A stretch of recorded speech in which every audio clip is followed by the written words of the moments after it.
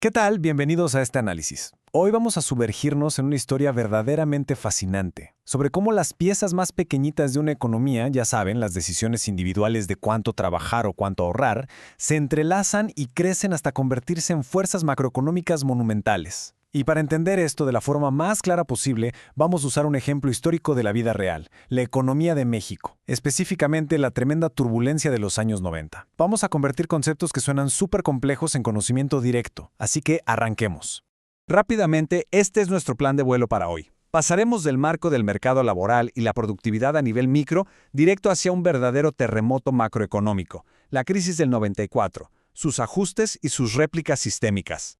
Bueno, sección 1. El marco del mercado laboral. Empecemos por los cimientos de la economía.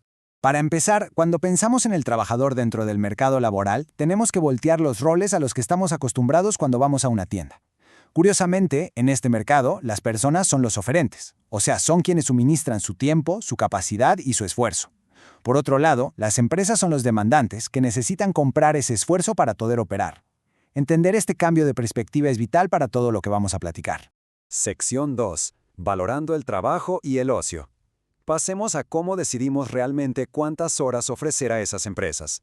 Aquí hay un tira y afloja súper interesante en nuestra cabeza. Una tensión entre dos fuerzas. Por un lado tenemos el efecto sustitución. Básicamente, si los salarios suben, el tiempo libre se vuelve demasiado caro de disfrutar. Cada hora en el sofá es una hora de buen dinero que no estás ganando, así que la tendencia natural es querer trabajar más. Pero, por otro lado, está el efecto ingreso. Si te pagan lo suficientemente bien, tienes tanta capacidad adquisitiva que ahora puedes darte el lujo de comprar más de todo, incluido tu propio tiempo libre, y decides trabajar menos. Es un balance súper delicado y personal.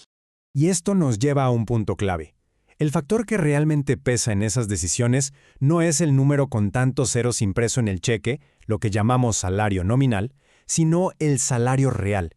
Es decir, ¿para qué te alcanza verdaderamente en el súper una vez que le descuentas la inflación?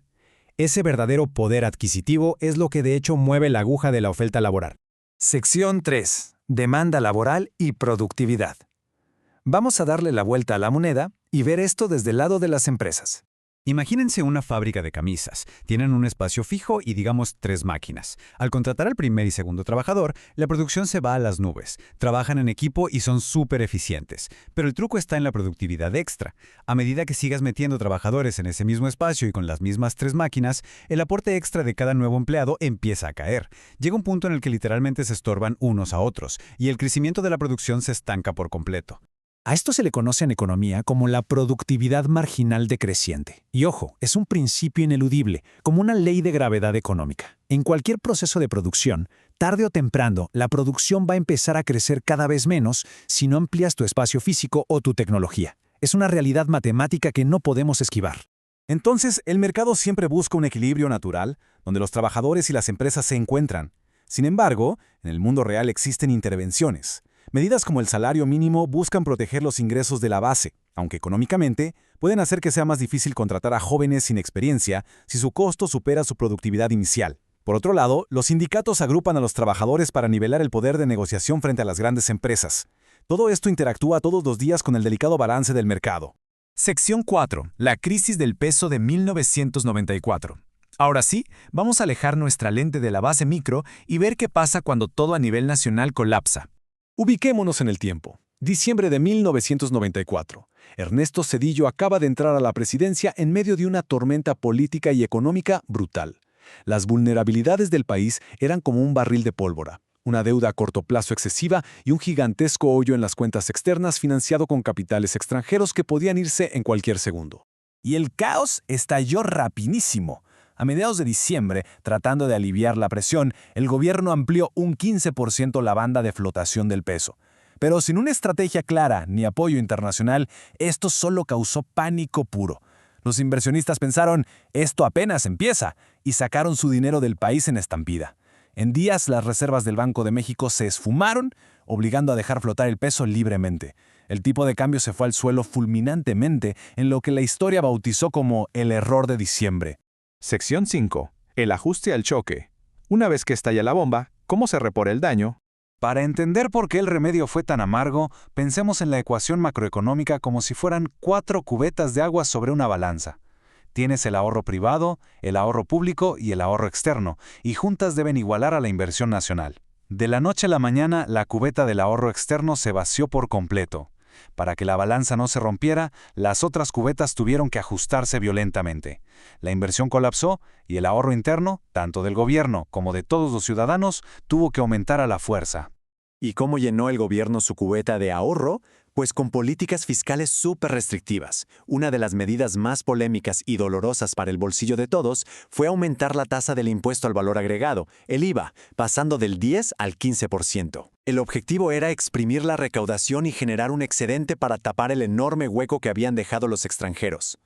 Y agárrense, porque mientras el gobierno cuadraba sus números, la realidad en las calles era de terror. Las tasas de interés se dispararon a más del 100% anual. ¡100%! Imagínense tener un crédito automotriz, una tarjeta o la hipoteca de su casa, y que de repente los intereses sean tan ridículamente altos que es matemáticamente imposible pagar. Esto destrozó las finanzas de millones. Sección 6. Réplicas económicas sistémicas. El impacto inicial pasó, pero las ondas expansivas cambiaron las reglas del juego para siempre. Evidentemente, esas tasas de interés causaron un efecto dominó masivo. La gente dejó de pagar, los bancos se llenaron de deudas incobrables y de pronto eran insolventes. Ante la amenaza de un colapso financiero total, donde todos perdieran sus ahorros, el gobierno decidió intervenir. A través del famoso Fobaproa, el gobierno asumió toda esa cartera vencida. Salvó los depósitos de la gente, sí, pero le pasó una factura fiscal monumental al erario público. Y esto provocó un giro histórico loquísimo. El costo del rescate fue tan, pero tan grande, que el gobierno no tuvo más remedio que abrir las puertas. Levantaron las restricciones históricas y permitieron que los extranjeros compraran los bancos. Al final, la inmensa mayoría del sector bancario y de seguros en México terminó bajo el control de capital internacional, todo por la urgencia absoluta de recapitalizar el sistema. A la par, el comercio exterior también sufrió ajustes de emergencia. Para tratar de frenar la salida de dólares, el gobierno subió los aranceles de manera selectiva a países fuera del bloque de Norteamérica. La idea era hacer carísimos los productos importados para obligar a la gente a consumir lo hecho en casa y así reactivar la producción nacional. Todo este recorrido nos deja con una reflexión gigantesca. Empezamos analizando si una persona decide trabajar una hora extra y terminamos viendo el colapso de un sistema bancario entero. Cuando las piezas macroeconómicas fallan, son los cimientos microeconómicos, los salarios reales, los ahorros familiares, la capacidad de supervivencia de las empresas, los que terminan absorbiendo todo el golpe. Comprender cómo funcionan los engranajes pequeños es el único camino para entender a los monstruos macroeconómicos. Ha sido un placer compartir este análisis. Sigamos cuestionando cómo se mueve la economía a nuestro alrededor. Hasta la próxima.